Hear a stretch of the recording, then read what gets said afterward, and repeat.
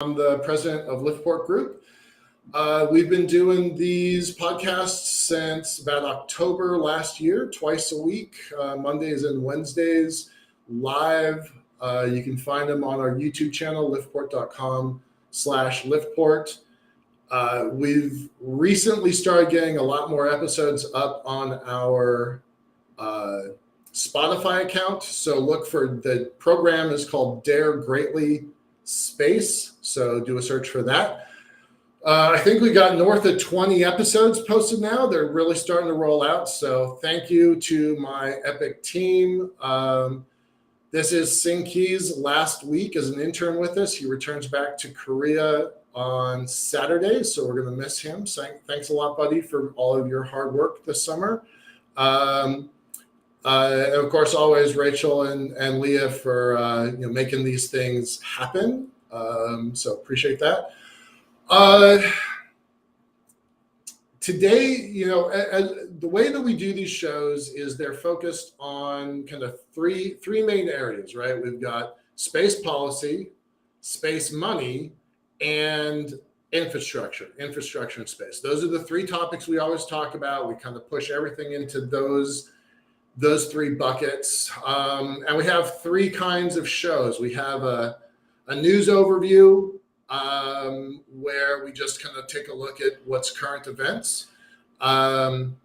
We do our favorite kind of show and our audience's favorite kind of show, which is when we have a guest. That's what we're doing tonight.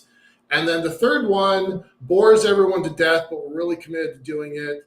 Policy, as it comes out of NASA, as it comes out of U.S. Space Force, as documents are created by analyst companies.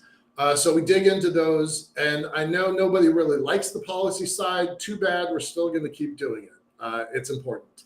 So news, policy, and guests. So my team has been doing a great job lately in getting some really cool guests. So thanks to y'all.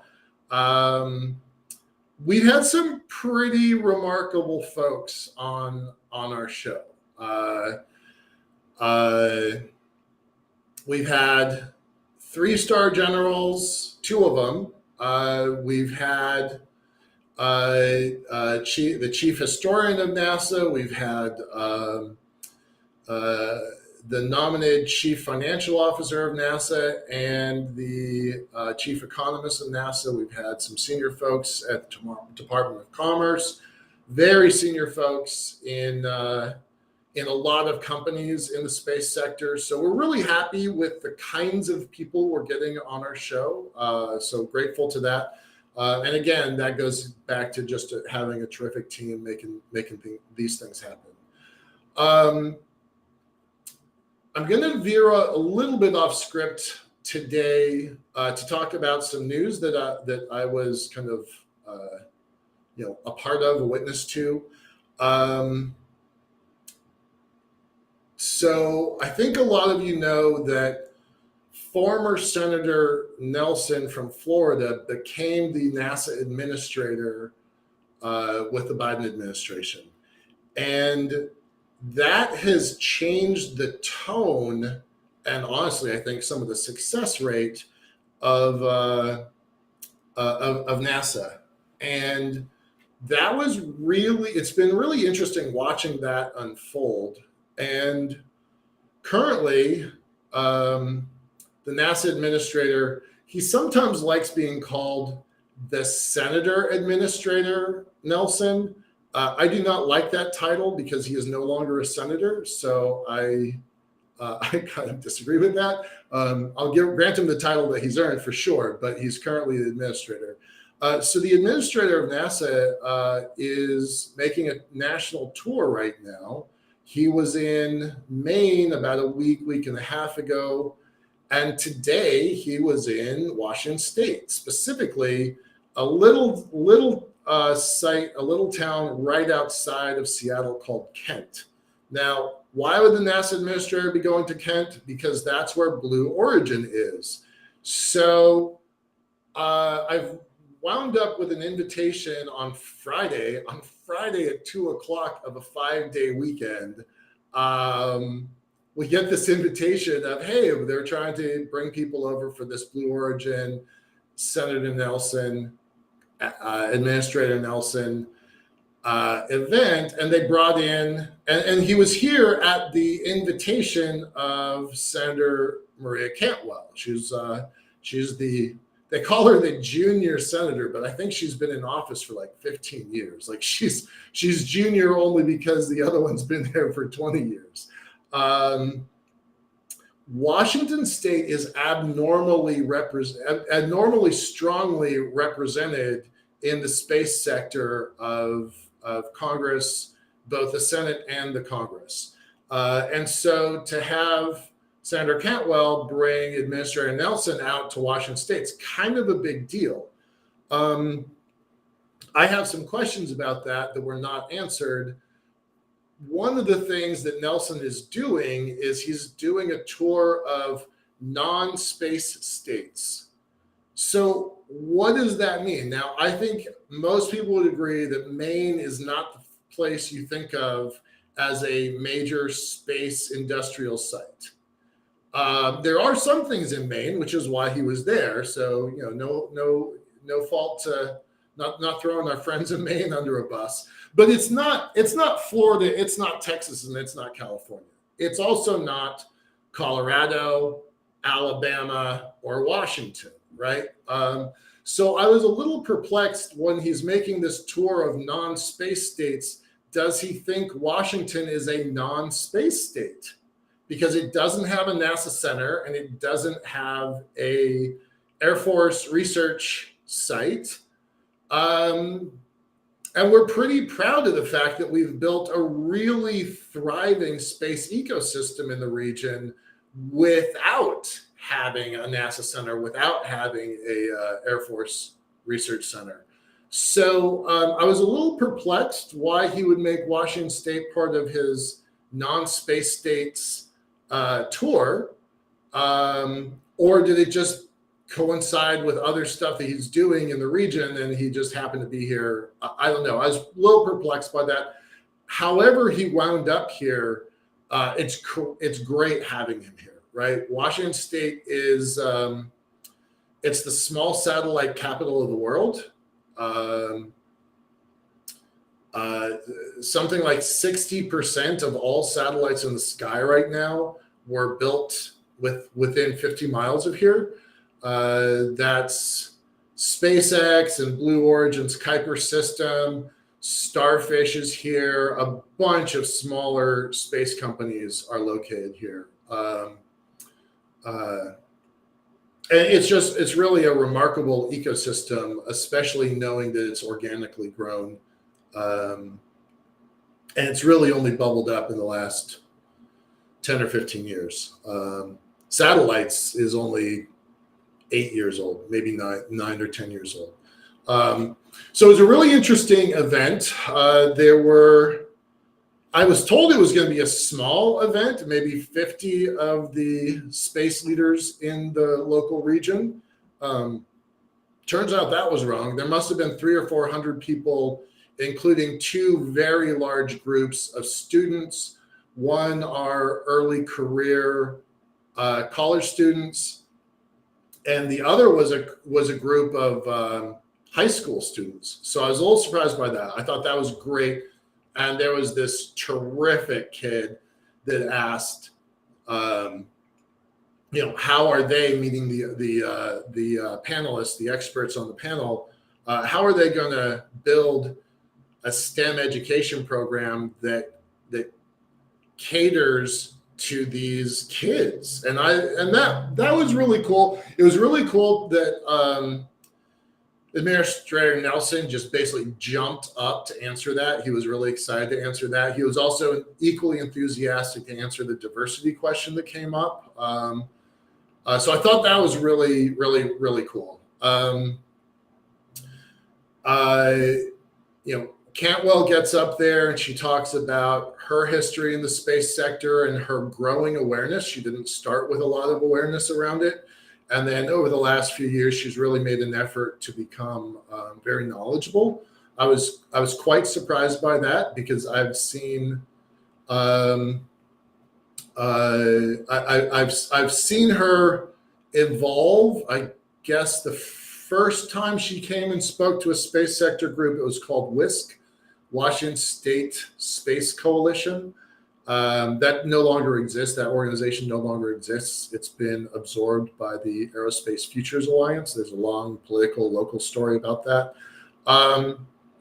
But I've personally watched her interest and knowledge expand over the last several years, and she's spent a lot of time talking about the CHIPS bill that got passed about a year ago, that's focused on semiconductors and chips, and how it's really important to have that technology homegrown in the United States. And between her and Nelson, between Cantwell and Nelson, they were talking about how this is important for STEM. It's also important for commercialization, but let's not kid ourselves. This is a national security question also. And I thought that was pretty cool. I liked hearing that. The final thing I'll say about Nelson was a surprise. Let me back up.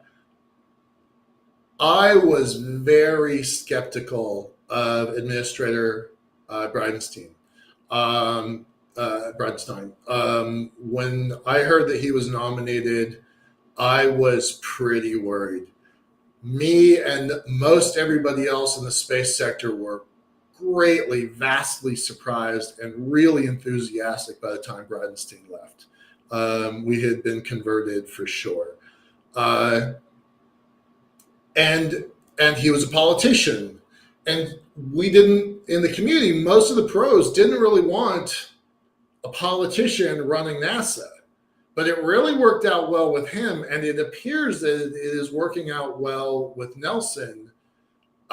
It does make me wonder about the future of the agency if it's going to continue to be run by political appointees. That has me a little bit worried, because that means a transition of one kind or another every 4 years, and I don't think that's good for the agency. It used to be very apolitical. I don't think that it is now. I think it's become politicized, which worries me. Stepping aside from that,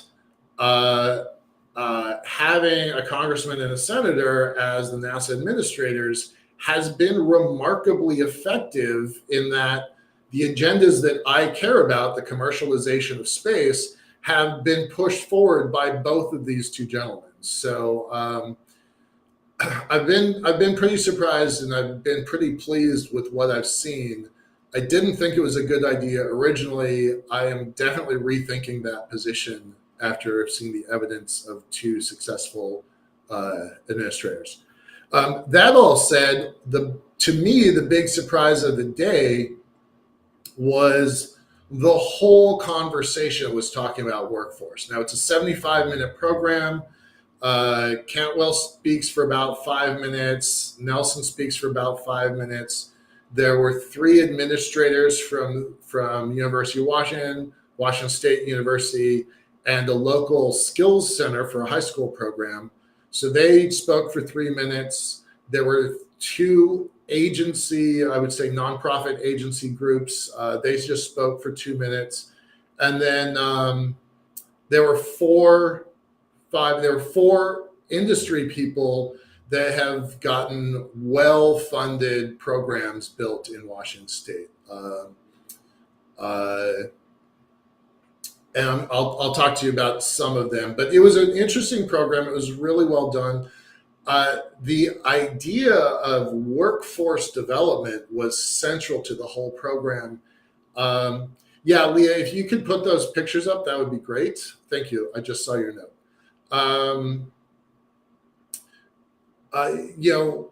5 years ago, 10 years ago, you could maybe whisper the words workforce development, but you couldn't say them out loud. And there was a lot of pushback, especially in the early 2000s, maybe 2005, 2010, where the idea of workforce development and NASA as a jobs program was absolutely forbidden. You could lose your career by saying the wrong things there. And so this was a little eye-opening when they say point blank, we're all about workforce development in pursuit of going to the moon. Lots of talk about the first woman and the next man on the moon.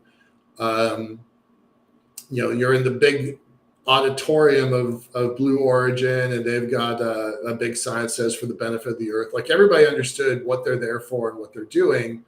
But it was a pretty interesting event. Some of the pictures that we're showing, yay, that's me. I got to sit in the capsule, so that was pretty neat. I was in there with a reporter, Camilo from the Seattle Times, so he was doing an interview. That's Craig Bearwalt from. He does a bunch of space meetups, and that was really fun. We were chatting for a little while there. The NASA administrator gave a picture. That's him there. That's Nelson there. And just under the E of Earth is Senator Cantwell. They gave the city council and the mayor a signed photo of the Orion capsule with the moon and Earth in the background. It was that one. They give a signed picture of that. That's crazy because that's been my screen for a while, right? And I really wanted that picture. I was going to just like bum rush the stage just so I could get a signed picture like that, because I think that's a remarkable picture. I think it's iconic to me. All right, I think that's kind of all we're going to talk about. I did speak with the CEO of Gravitics. That was super fun. They're building a space station. We're going to try and get them on the show. Looks like we're going to take a tour of their factory, so that's super exciting. That might be our first on the road podcast, so that'll be super fun. I talked to the CEO of Integrated Space. They just got some funding. They'll be announcing that. It's kind of not my place to tell their story, but we're going to have them on the show. They just got a new big client. That's really exciting. Also not my place to tell their story. So, but we are going to follow up with them to get them on our shows. And then Starfish, which has a tumbling spacecraft in the sky right now. They had a bad launch a couple weeks ago. They are trying to recover it. So we're going to try and get them on the show and also get a tour over there. So there's other stuff, but those are some of the big highlights. And with that, I want to turn it over to our guest. So Joe Carlisle, let me turn on your screen here. Sorry, I wasn't looking at the chat. Let me post. The chat was not live, y'all. So if you want to repost them, that would be useful. Yeah. So feel free to repost those. I just saw that Cosmic Log, which is my friend Alan Boyle, wrote a good article. So I'll read that afterwards, but thanks for sharing that. Repost that because I don't think it's out in the world yet. Okay, with that, hey, Joe, really nice having you here. Good evening. On purpose, my team has not told me very much about you, and I'm not really supposed to go and do my homework because they want this to be kind of a Discovery Live interview. So we don't do those, and I'm a little off balance trying to do them, but let's see where this goes. First thing I'm going to ask you to do is give like a We've got about 40 minutes, so we keep really tight to the clock. So normally I'd ask for a longer bio from you, what we call our origin stories. So who are you? How did you get into this field? What are you trying to do? We'll spend more time talking about what you're trying to do, but what's your origin story? And I'm going to be trying to pay attention because I don't know it. So all right. jump Well, in there. good evening, Michael, and thanks for having me on the show this evening. My origin story is that I'm a young man from Texas, displaced because of military service. I am an actively serving soldier, and because of that, nothing I say represents any DoD opinions, by the way. I I told your producer Rachel many months ago that I learned how to fly a plane before I learned how to drive a car. And my passion for space has very, very deep roots. I joined the Army several years ago and wanted to be a pilot. So I was like, hey, let's do that. Went to flight school and got pretty badly hurt. And they told me I can't In fly the anymore. Army, that would have been a helicopter pilot, yes? Yes, it was. My father is a 33-year warrant officer, helicopter pilot. So Yep, yeah, I was on track to fly Blackhawks, and that never materialized you for me. got hurt. Yes, and so I rebranched. Now I'm a logistics officer, and through the pursuit of my military career, I went to a little bit of education, got a few degrees, but I'm a logistics officer now. Like I said, kind of second choice, but I've loved it ever since I got into the field. I think you understand that, right? Having I a do. Marine. For those that don't know, I'm a former U.S. Marine from a long, long, long time ago. Yes. But once a Marine, always a Marine. Once it's in your blood, you're there. But my military occupational specialty was 0431. I was a logistics corporal, Yeah. E4 in the Marine Corps. So I So love it. It's for those that don't know, it's the how to get things from where they are to where they need to be. And that yes. encompasses in the Marine Corps, that's ships and planes. The Army, it's trucks, helicopters, planes. You borrow the Air Force. Yeah. Well, I was in Army aviation logistics, so I got to tie my passions together doing that for several Okay. years. And so, out of that, I decided to pursue my terminal degree, doctorate in business administration. And when contemplating what my uh, dissertation was going to be about, I was like, what a natural fit. I love logistics. Space is the next major frontier for humanity. I want to have the biggest impact I can on the society as a whole, and our ability to pursue space and exploration expansion into that domain. And so I landed on a dissertation topic that I'm currently working on in the earlier stages of development. But it's the idea is that the space industry, in my opinion, and through some research, needs to or could gain some benefit from considering some standardization like the Automotive Industry Action Group did for the automotive industry back in the 1970s, standardizing supply chains and some common parts that aren't necessarily competitive advantage specific, but help everybody leapfrog into the future using more streamlined supply chains. So that's the down and dirty, pretty quick version. Okay. All right. Let's dig into this a little bit further. Um, Keeping in the theme of the day, workforce development, it's been always our path to show people that there's no one way to get into the field, right? Into the Right. space sector, right? There's no such thing as a rocket scientist. There just isn't. Sorry, Right. that's good. That's good marketing from science fiction, but there's no such thing. And what was pointed out today during the big meeting was that uh, there it's not just science, technology, engineering, and math. There's also arts and accounting and lawyers and all of these other things. Um, Business people, right? Media people. There's a lot of different paths in. Yes. So you're kind of near the space sector, but you're not actually in it yet. So Correct. you're kind of looking in from like enthusiastic eyes from the outside. Would that be a fair characterization? Yeah, I don't earn money from the space industry yet, Right. Yeah. or make income or revenue in the space industry yet, but I certainly plan to. Yeah. Yeah. Absolutely. Absolutely. And getting a doctorate in business administration with an interest in space is a pretty good way to get your toe in the door. Um, okay, so you're near the industry, looking at it with kind of enthusiasm.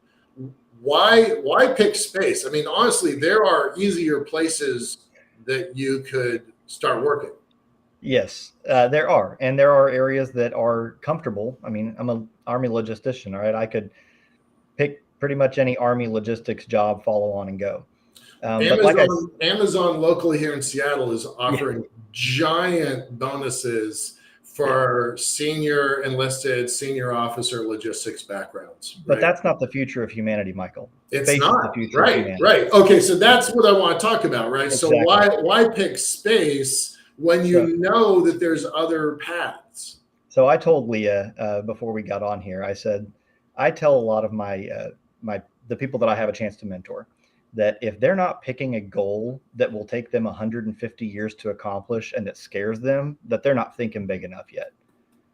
That is honestly my mindset. Yeah, The yeah, big goal for me really has to be pushing humanity into the place where the resources exist to support a population in the trillions and an ecosystem that saves our earth, our planet, as well as advancing our ability to be the most effective species we can be. It's my dream, my vision is probably bigger than you have time in your format for.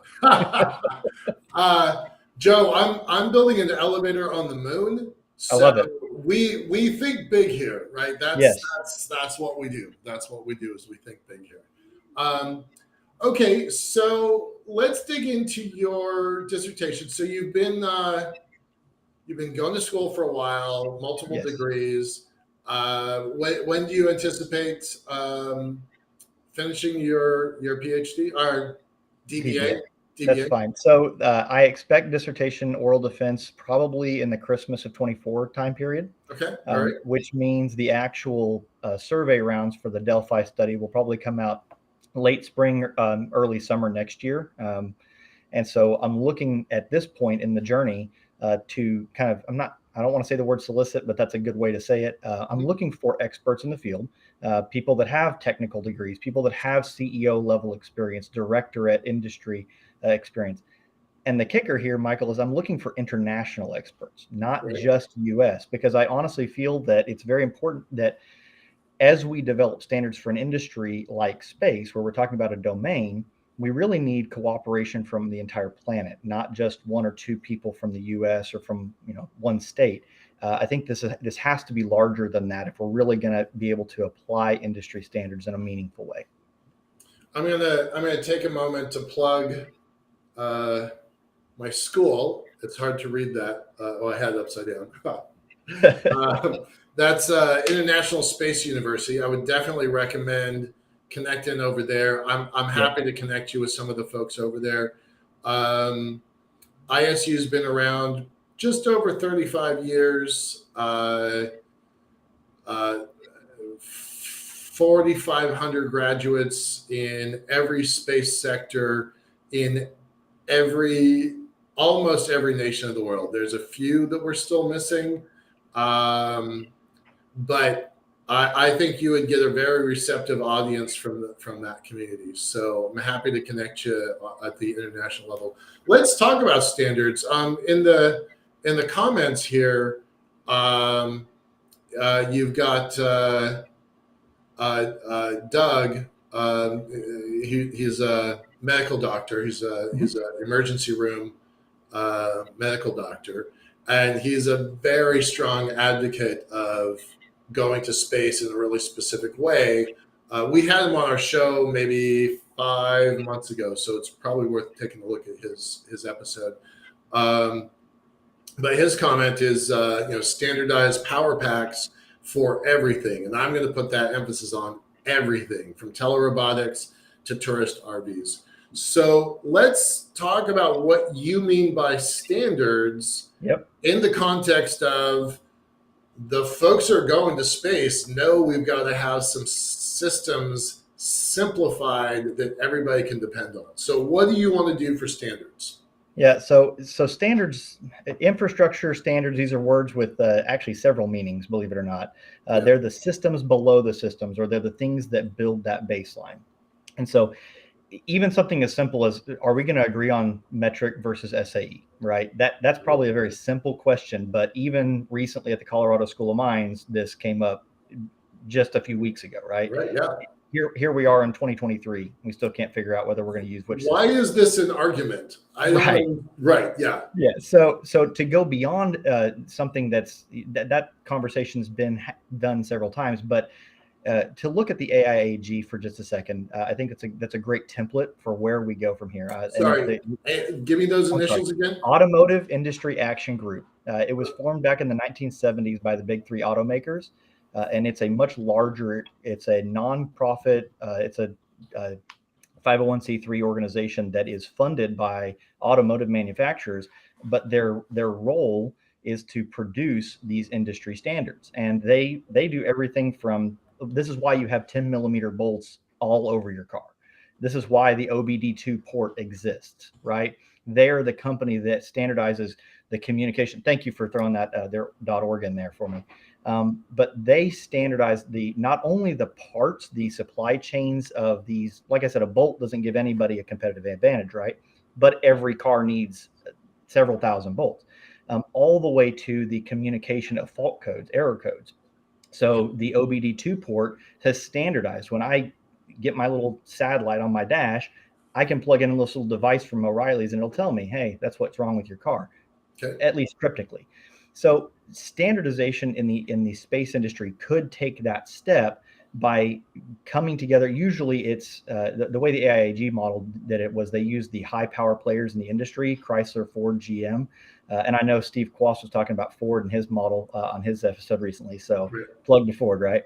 Right. But those three large high capital organizations were the proponents for and kind of developed that framework. And the AIAG still exists today, but it has a much more robust following. They've got hundreds of publications spanning just about any kind of standard that the automotive industry adopts that is not competitive advantage producing. So that's hopefully what I'm talking about with the experts. And honestly, what I want from the experts is, what are the areas, right? Is standardized power packs the right area? Because if you're going to standardize power packs, is it 28 volt DC? Is it 128? How are you delivering that power pack? And then what is connecting to it, right? That is infrastructure, and it's a big conversation. It's the same story about the space shuttle going to the moon on the back of two horses, right? I don't know if you've heard that. Right. Tell that story, because not everybody knows that. So the space shuttle was produced in the United States by NASA across almost every state in the nation, right? But everybody had a piece of it, which meant that every piece of the space shuttle had to be transported to final assembly on the road network. The road networks were built to be a specific size. That size just so happens to be based off of the Roman road network. The Roman road network was built with a very specific war machine in mind. That is a chariot. A chariot is pulled by two horses. The road had to be wide enough for two horses. Therefore, the space shuttle went on to the moon, or went to the space on the back of two horses. Yeah. Interesting. That anecdote is part of what made me think about doing this dissertation. So, and it's true, and we never really think about our roots. So I really am happy that you just told that story. Yeah, that's good. Good. Okay, so we're going to space on the back of two horses. Right. We need to build standards. Right. The horse example is such a great example because it's literally thousands of years old, and it defines where we're going next. Because can it fit through a train tunnel in Colorado, right? And some things that we built can't do that. So you're not going to push for example, a SpaceX Starship through a tunnel anywhere, Right. right? So not that you would ship it like that. I'm being sarcastic, but You're right. all right. The So point so is we set standards. So the standards that we set have ripple effects into the future, yes. maybe far beyond what we imagine, right? So Yes.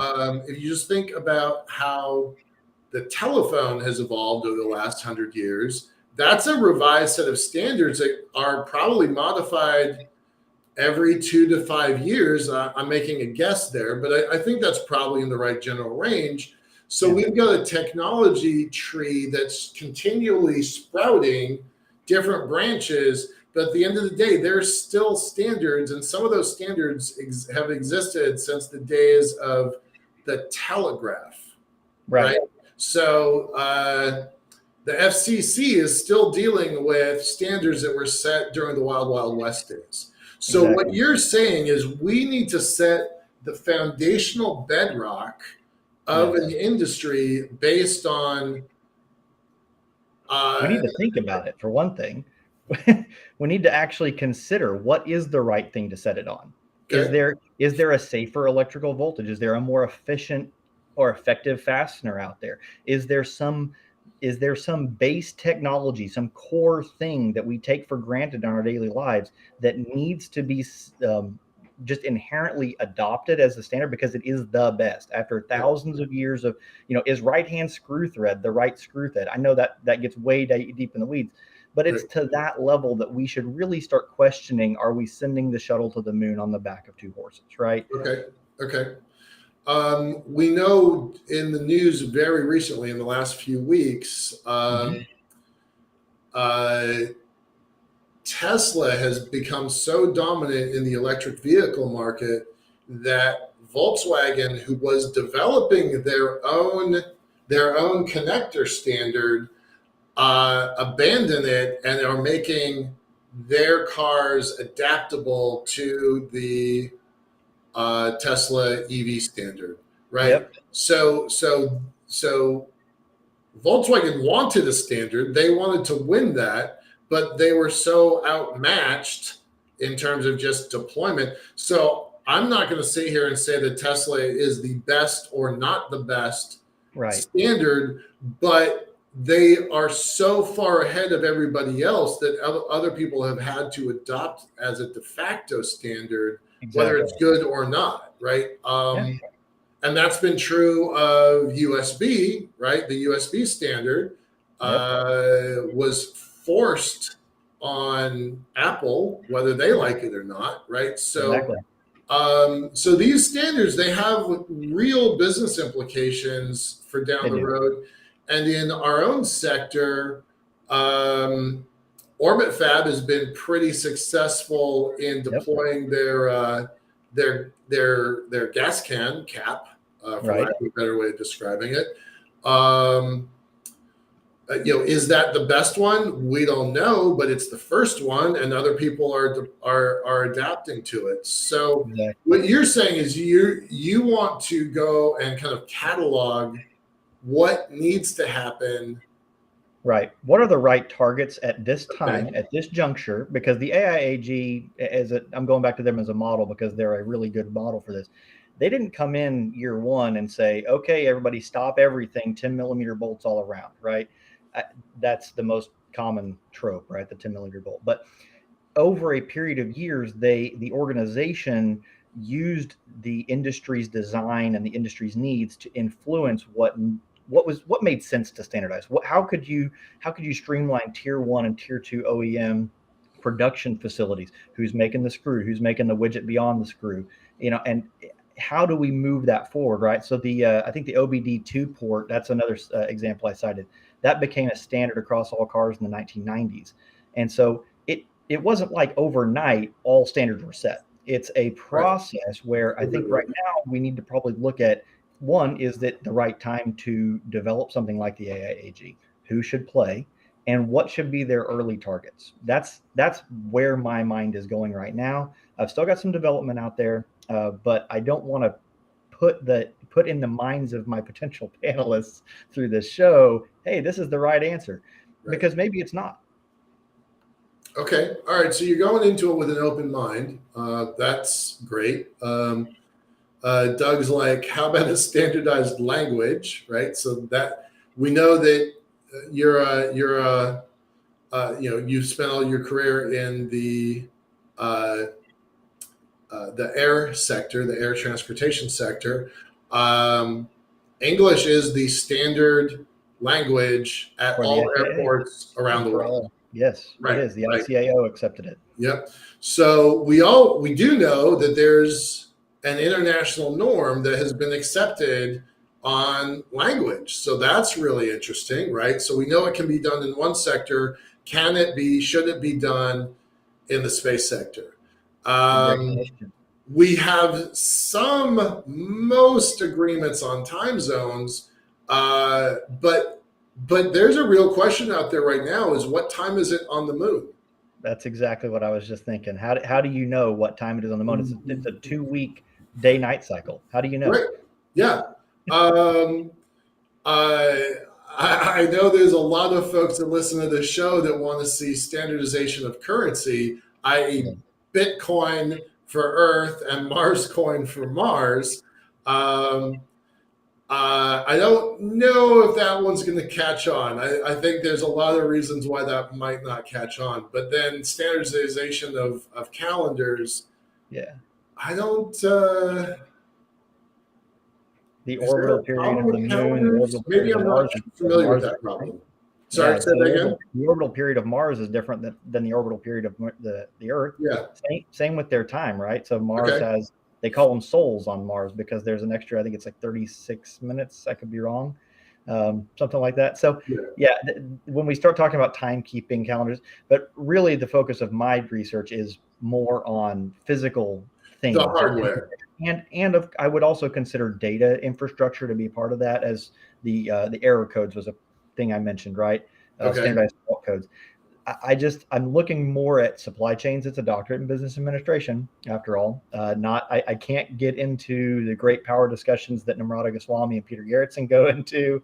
I have to go where I live, right? Right. So my world is the business of space, and how do we make the business more efficient?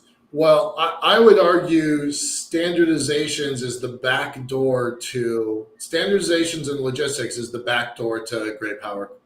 Yes. And I would bet that China knows it, and they will fight tooth and nail to not accept whatever standards you put forward.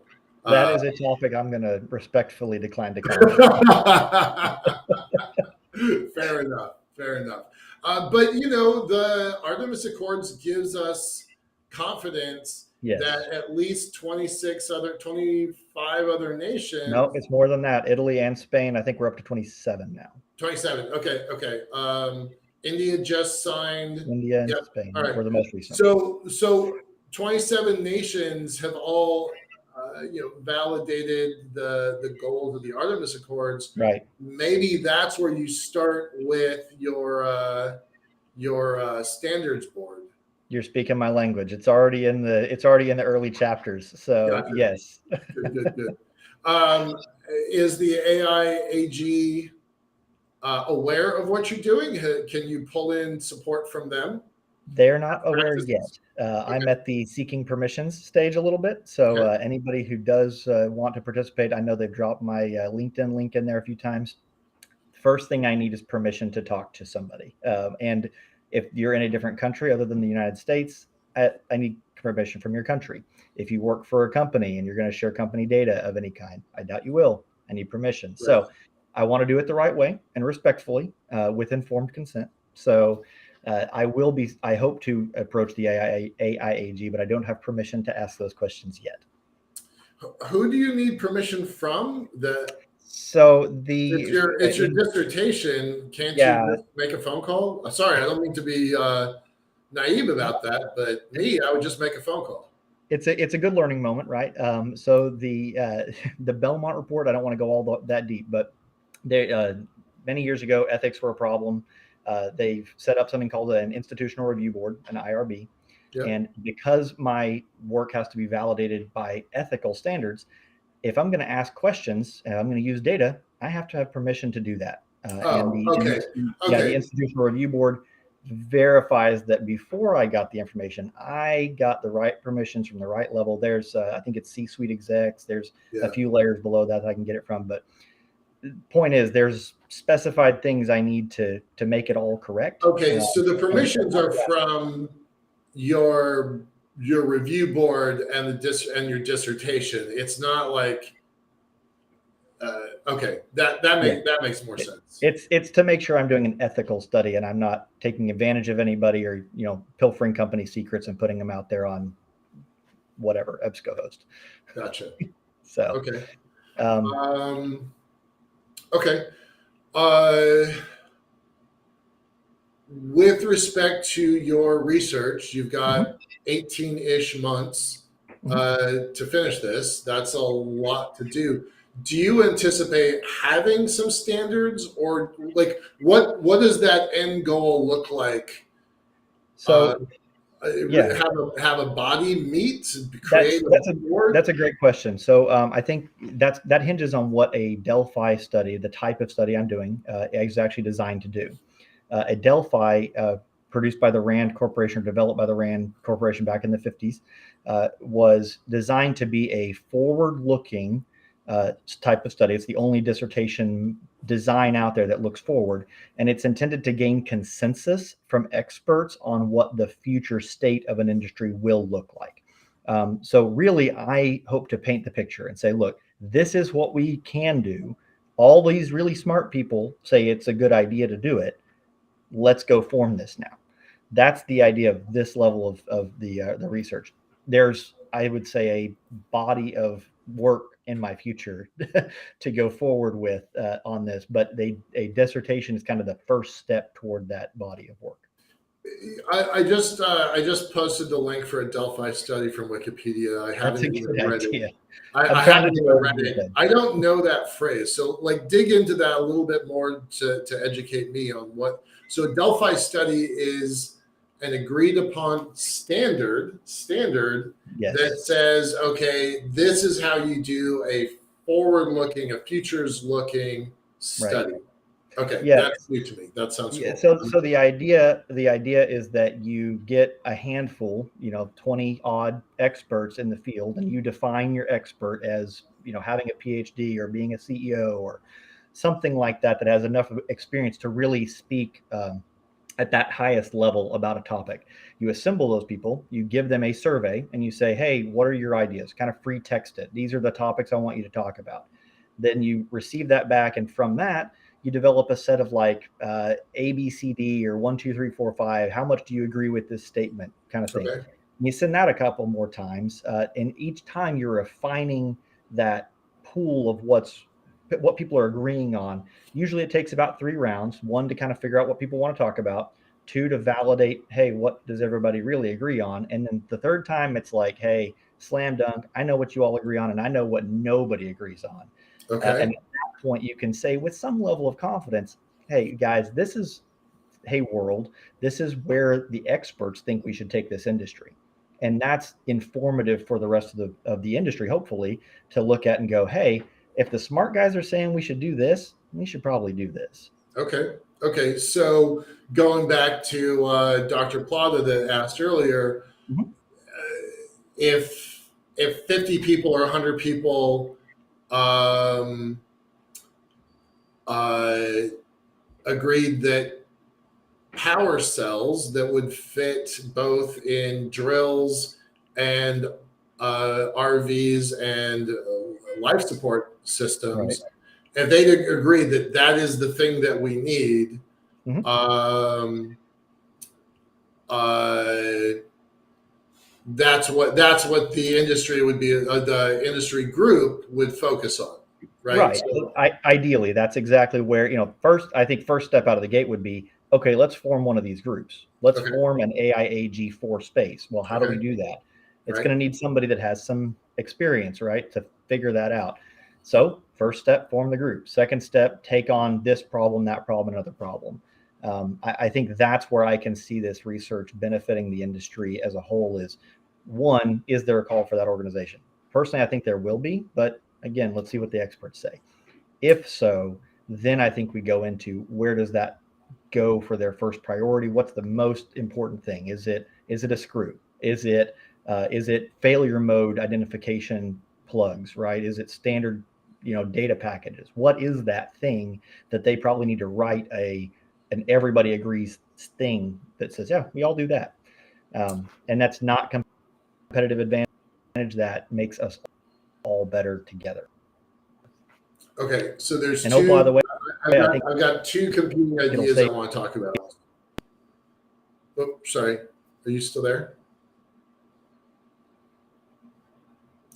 Drat. I think I've lost you.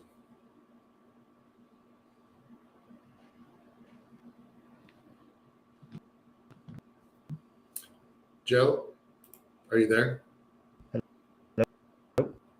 Okay. You were frozen for a second. Are you good?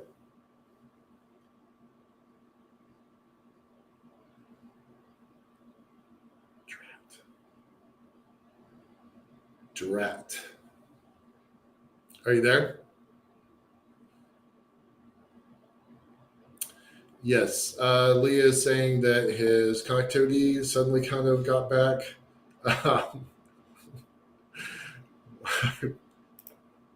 Thanks, buddy. Yes, you've frozen. Can you still hear us? See, this is the both advantage and disadvantage of doing a live show. Because I'm just going to tap dance for a moment and hope that your connection reestablishes. Don't go away. If you can hear us, Joe, don't leave and then try to come back, because that will not work. I haven't ended it, so that might work. Leah, can you tell us whether that will work or not if he leaves and comes back? All right, she's nodding yes. Go ahead and do that. I trust her. With that, I'm just gonna chatter for a second and hope that you rejoin us. A couple of things have come to mind. Doug, you're always asking about the Starship fleet. I do want to ask him that. I do want to. Let's see if he's back. Joe, are you there? Nope, you're still frozen. Go ahead, Joe, if you can hear us, jump out of the call and come back in.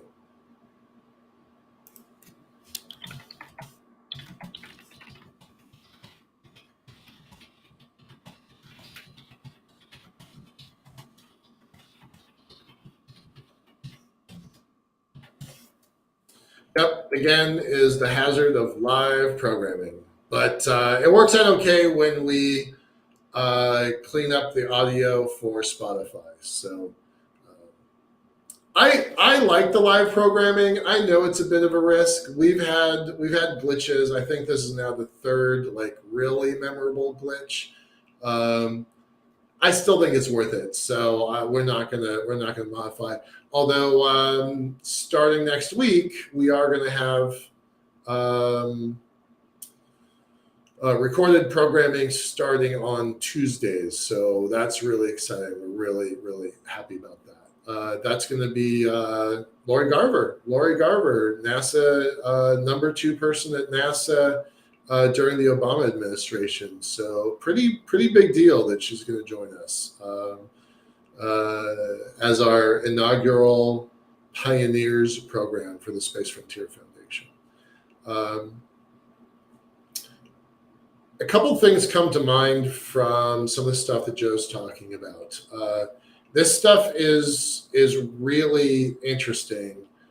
There have been a couple companies, not nonprofit organizations, not NGOs, but there have been a couple companies that have tried to enforce their standard in the ecosystem of space. That has not worked out very well. That's definitely been tricky.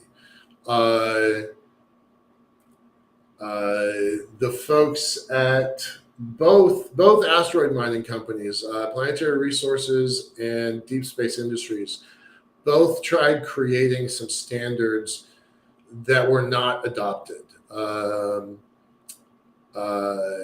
They had one was working on optics standard, and the other one was working on a small sat thruster standard, and neither one of them have succeeded.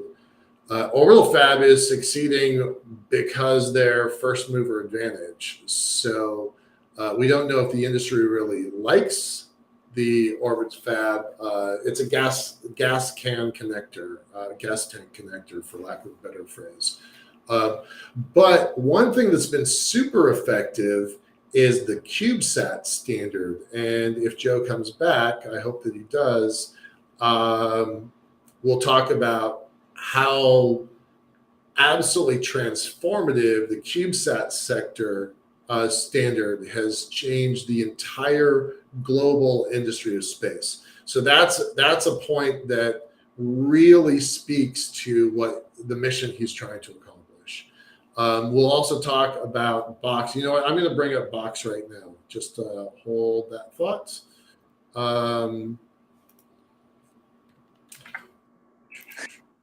Hey, excellent. You're back. I'm so glad.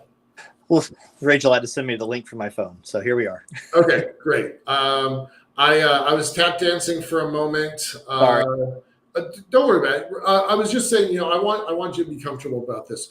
We've been doing this since October last year.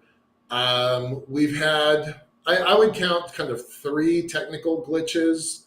And it happens. This is a live show. We very intentionally want this to be a live show.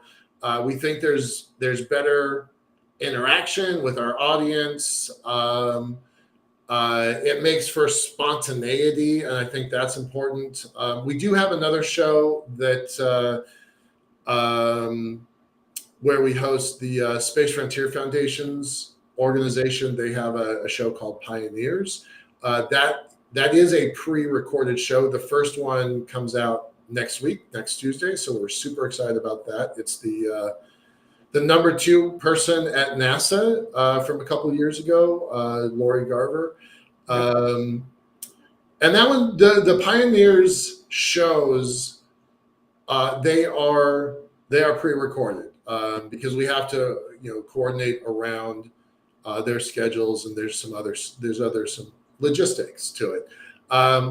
But don't worry about that, right? Like, okay, we had a glitch. We're coming up on the hour, 57 minutes. We'll extend this about 10 minutes because we'll fix it in post, right? Like when we're done with this, we'll cut out the lost 10 minutes and replace them on Spotify. So don't worry about it. It's kind of trivial. It's inconvenient, but it's not a big deal. My brother was listening. He's like, I was really enjoying this program. Building standards seems like a great idea. So thanks, buddy. Appreciate that. That's awesome. One of the 2 things I was going to talk about while we were waiting for the reconnect, about 20 years ago, out of UC San Diego and Caltech, I think, the CubeSat standard absolutely transformed the global space sector. Yep. So there are some companies, and I said this while we were off air for a second, both asteroid mining companies, Deep Space Industries and Planetary Resources, were both working on some standards. Those ultimately didn't get implemented. Neither of those companies look anything like they were originally. They've both been shut down and then sold for parts. Yep. Kind of unfortunate, but they were way ahead of the curve. But they tried creating standards that ultimately the market did not accept.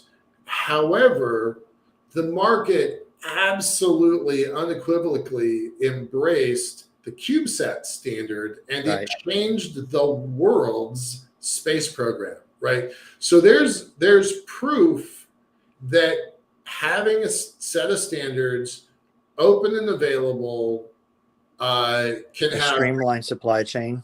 right, crazy implications and success to that. So with that, and then back to Doug, he's asking, what ISO standards, his question, to what extent has ISO already set a lot of the parts standards?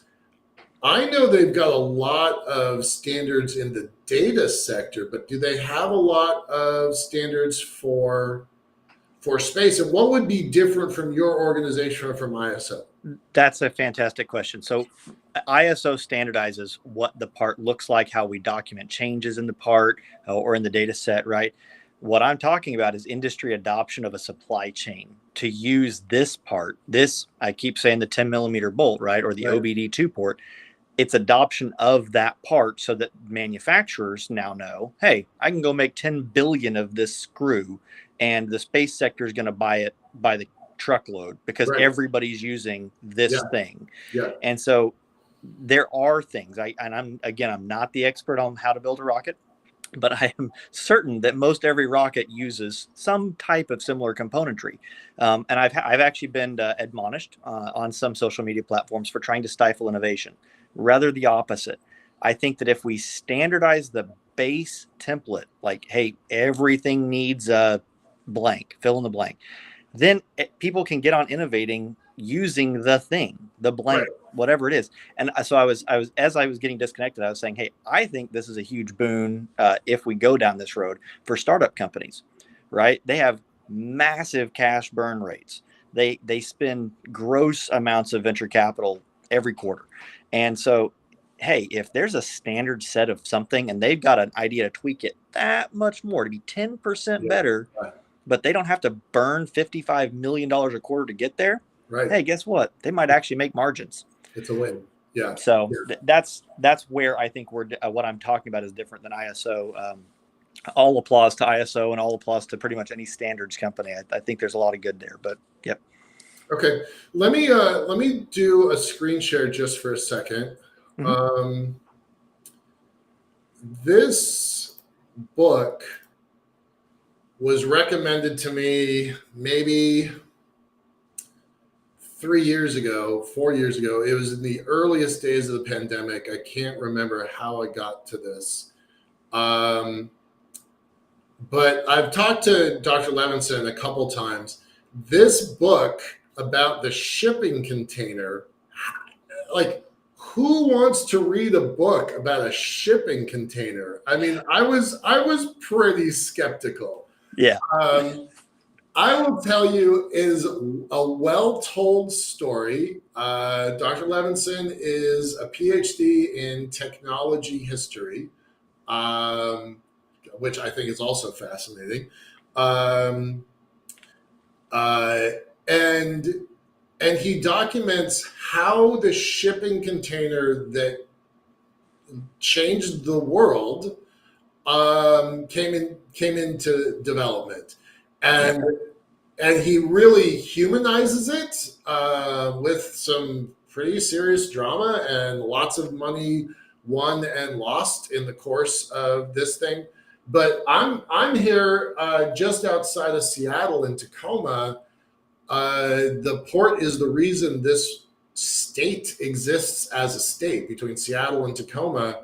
Yep. Without those ports, we would never have become the state that we are. So, and the shipping component, the container component of that transformed this region over the last 25 years. Surprisingly, this technology is not very old.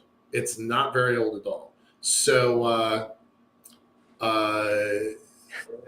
I've been inspecting those containers for the Army for the past 14 years. I know exactly how old they are. Right. And so read the book, because it talks about how the standards happened, how they were created, and that, again, the CubeSat standard and now the shipping container standard, they have made, have leveraged that standard into a world-changing technology. So I have an opinion on the CubeSat standard. It's a good thing, but I think that is an example of a standard that produces a competitive advantage for a company. They hold the patent on the CubeSat. Therefore, that company will make that money. Great for them. I think that's an excellent design, an excellent standard. Hopefully, I'm going to get at something a little bit more below the surface of the things that make all the cool stuff happen. All the patentable ideas should be built off of, hopefully, the standards we come up with. That's the idea. Because you don't ever think about what kind of bolt goes into your Ford Mustang. You just drive your car. Right. Yeah. Okay. So I'm going to take a leap and say that this is not a paper study. That you're not just going to build a paper for a review committee, stand in front, defend your dissertation, walk down with your cap and gown a few months later, and be done with it. I'm going to take a leap and say you're probably going to build an organization. Yes? That's the intent. Okay. Quite frankly. So when do you think this organization, is it named yet? When will it exist? It's not named. All right. So we don't know what it's going to be called. XYZ Standards Corp. Right. I've got a little bit of a background in, as I mentioned, I'm in the military, so I've got a little bit of background in strategic operations and running organizations, rather diverse organizations, frankly. Right. Yeah. So I have an idea how to cast a vision. I have an idea how to build an organization and get people to do what they need to do to accomplish a cause. And as I told you at the beginning of this, I've got a pretty big dream. I'm looking 150 odd years out. If I could live 150 years from today, what could I get done? And I'm going to hope and pray that with the miracle of space that maybe I can actually achieve that. Well, it's pretty well known in the sector that there's kind of two big categories that are literally life and death for developing in space. You absolutely have to have some standards around position, navigation, and timing, or people are going to die. You absolutely have to have some standards around filters, lubricants, and sealants, or people are going to die, right? Those are the things that we're just not going without those technologies. There's a couple others I would really consider: environmental controls and life support. There are things that exist that are somewhat standards within NASA, and I would probably start from that. Right. But environmental controls and life support, position, navigation, and timing, sealants, lubricants, and filters. I will personally ask you to focus on those three big, broad sectors. Yep. I know some folks are trying to build out food production.